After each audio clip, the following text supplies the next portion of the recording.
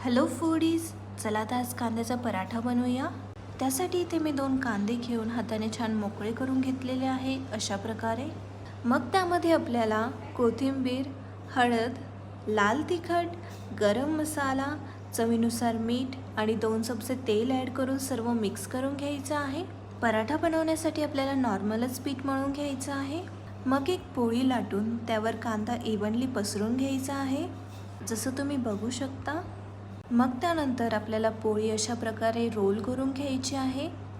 पोळी रोल करून झाली की त्याला मध्ये एक कट मारून या पद्धतीने गोळा तयार करून घ्यायचा आहे.